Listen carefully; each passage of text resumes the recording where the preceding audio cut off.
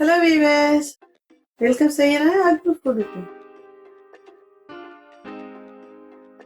1 cup வந்து துவரம் பருப்பு, அதுக்கேற்ற மாதிரி வந்து 1/2 கப் வந்து கடலைப்பருப்பு நல்லா 2 மணி நேரத்துக்கு ஊற வச்சு இது ரெண்டுமே வந்து மிக்ஸ் பண்ணி வந்து அரைக்கணுங்க. இது மாதிரி வந்து பருப்பில் வந்து நம்ம வந்து சாம்பார் மட்டும் செய்யாத ஒரு டிஃப்ரெண்ட்டாக வந்து இன்றைக்கி செஞ்சுட்டு இருக்கிறோங்க. இதில் தேவையான அளவுக்கு வரமிளகாய் போட்டுக்கலாம். நம்ம வந்து 2லேருந்து 3 போட்டாச்சு. 1 டீஸ்பூன் சோம்பு, தண்ணி போடாத நல்லா வந்து அரைச்சி எடுத்துக்கணுங்க. இந்த மாதிரி வந்து கெட்டியாக.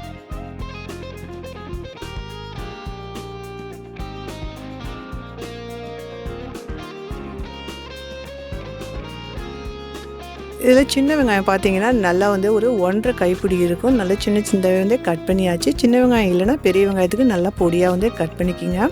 இதில் தேவையான அளவுக்கு உப்பு, அதே மாதிரி தேவையான அளவுக்கு கரியாண்டர் லீஃப் சாப் பண்ணி வந்து போட்டு நல்லா வந்து மிக்ஸ் பண்ணிக்கணும். நம்ம வடைக்கெல்லாம் மிக்ஸ் பண்ணுவோம் இல்லைங்களா, அந்த மாதிரி. இதுக்கு வந்து சின்ன சின்ன உருண்டைகளாக வந்து ப்ரிப்பேர் பண்ணிக்கலாம். எந்த சேனலில் பார்த்தீங்கன்னா பாசிப்பருப்பை வச்சு நல்லாவே வந்து ஒரு டேஸ்டியான குழம்பு வந்து செஞ்சுருக்குங்க. தக்காளி சாம்பாரும் செஞ்சுருக்கு. தேவைன்னா லிங்க் கொடுக்குறேன், பார்த்துங்க. முருங்கைக்கீரை வச்சு பொரித்த குழம்பு, அதே மாதிரி வந்து கடப்பான்னு சொல்கிறோம் இல்லைங்களா, கும்பகோணம், அதுவுமே வந்து சைட் டிஷ் நல்லா இருந்துச்சுங்க. இது எல்லாமே கீழே லிங்க் கொடுக்குறேன், பார்த்துங்க. இப்போ நம்ம ப்ரிப்பேர் பண்ண உருண்டைங்க எல்லாமே வந்து நம்ம வந்து இந்த இட்லி தட்டில் வச்சு ஸ்டீம் பண்ணணுங்க. கொஞ்சம் தண்ணி வச்சு நல்லா வந்து சூடான பிறகு இந்த இட்லி தட்டில் எல்லாமே வந்து நம்ம உருண்டைங்க தனித்தனியாக வந்து வச்சிடலாங்க, ஒன்றோட ஒன்று ஒட்டாத.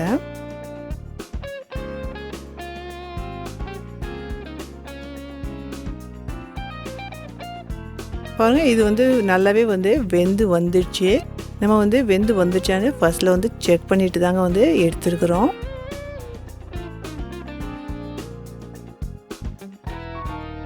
இந்த மாதிரி வந்து நம்ம வந்து செஞ்சு கொடுக்கக்குள்ள பசங்களுக்கும் வந்து கொஞ்சம் பருப்பு வகைகளில் டிஃப்ரெண்ட்டாக இருக்குது அப்படின்ட்டு போர் அடிக்காமல் வந்து சாப்பிடுவாங்க. நல்லாவே இருக்குங்க. நம்ம இப்போ கொஞ்சம் எண்ணெய் போட்டுக்கிட்டு இதுக்கு ஷெலோ ஃப்ரையாட்டம் வந்து கொஞ்சம் வந்து நம்ம ஃப்ரை பண்ணிக்கலாங்க. இந்த மாதிரி செய்யக்குள்ள ஒரு சின்ன கோட்டிங்காக இருக்குங்க அந்த உருண்டைங்களில். அப்படியே வந்து வேக வச்ச மாதிரி இல்லாத கொஞ்சம் ஃப்ரைடு வந்து டேஸ்ட் இருக்குங்க, வேறு ஒன்றும் இல்லை.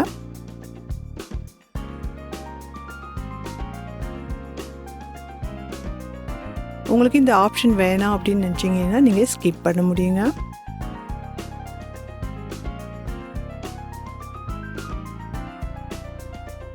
அடுப்பில் வந்து பேன் வச்சு இதில் தேவையான அளவுக்கு எண்ணெய் வந்து போட்டுக்கலாம். இதில் பார்த்தீங்கன்னா ஒரு 2 டேபிள் ஸ்பூன் எண்ணெய் போட்டாச்சு. கடுகு உளுந்து போட்டு தாளிக்கிறதுக்கு போட்டாச்சுங்க 1 டீஸ்பூன். 1 டீஸ்பூன் சோம்பு,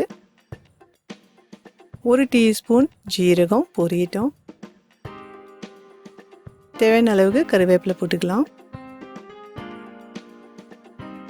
இதில் பூண்டு பல் பார்த்தீங்கன்னா ஒரு 10 பூண்டு பல் இருக்குங்க. நல்லா முழுசாகவே வந்து போட்டாச்சு. ஏன்னா சின்ன சின்னதாக இருந்துச்சுட்டு, பெருசாக இருந்துச்சுன்னா கட் பண்ணி போட்டுங்க. இதே மாதிரி வந்து வெங்காயம் பார்த்தீங்கன்னா ஒரு வெங்காயத்துக்கு சின்ன சின்னதாகவே வந்து பொடியாக கட் பண்ணி போட்டாச்சு. நல்லா வந்து வதங்கி வரட்டுங்க.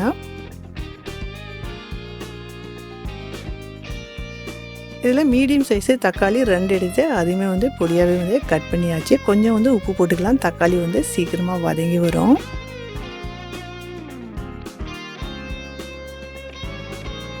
அரை டீஸ்பூன் மஞ்சள்தூள், தேவைக்கேற்ற மாதிரி வந்து மிளகாத்தூள் வந்து சேர்த்துக்கலாம். 1 டீஸ்பூன் சேர்த்தாச்சு. 1 டீஸ்பூன் வந்து மல்லித்தூள், 1 டீஸ்பூன் வந்து ஜீரகத்தூள்.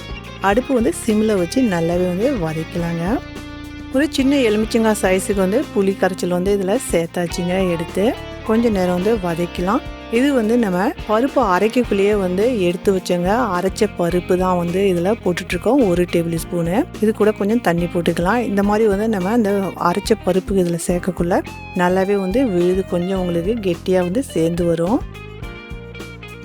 இது வந்து ஒரு 3லேருந்து 4 டேபிள் ஸ்பூன் இருக்குங்க தேங்காய். அதிகமாகவும் வந்து போடக்கூடாது. நல்லா வந்து ஃபைன் பேஸ்ட்டாக வந்து அரைச்சி இது கூட வந்து சேர்த்துக்கலாம். இது கூட வந்து கொஞ்சமாக வந்து தண்ணி போட்டு அலசியும் வந்து இதில் சேர்த்துக்கிறாங்க. இந்த மாதிரி நல்லா வந்து மிக்ஸ் பண்ணி விட்டுட்டு இதில் இன்னும் கொஞ்சம் வந்து தண்ணி வந்து சேர்த்துட்டு நம்ம வந்து இதுக்கு ஒரு 2லேருந்து 3 நிமிஷத்துக்கு வந்து கொதிக்க விட்டுக்கலாங்க. பாருங்க, நல்லாவே வந்து கொதிச்சு வந்துருச்சு. நம்ம போட்டது எல்லாமே வந்து வெந்துருச்சுங்க. இதில் இப்போ நம்ம ரெடி பண்ணி வச்சுருந்தா இந்த உருண்டைங்களை இதில் வந்து சேர்த்துடலாம். இந்த குழம்பு பார்த்தீங்கன்னா நான் செய்யலை, எந்த அண்ணி தான் வந்து செஞ்சாங்க. அவ்வளோ வந்து அருமையாக இருந்துச்சுன்னு சொன்னாங்க.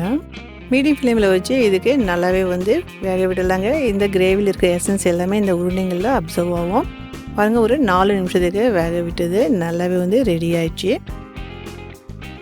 இதில் வந்து கொஞ்சமாக கரியாண்டர் லீஃப் வந்து நம்ம வந்து சாப் பண்ணி போட்டுக்கலாங்க. இந்த ரெசிபி பிடிச்சிருந்துச்சுன்னா மறக்காத ஃபேமிலி அண்ட் ஃப்ரெண்ட்ஸோட அதிகமாக ஷேர் பண்ணுங்கள்.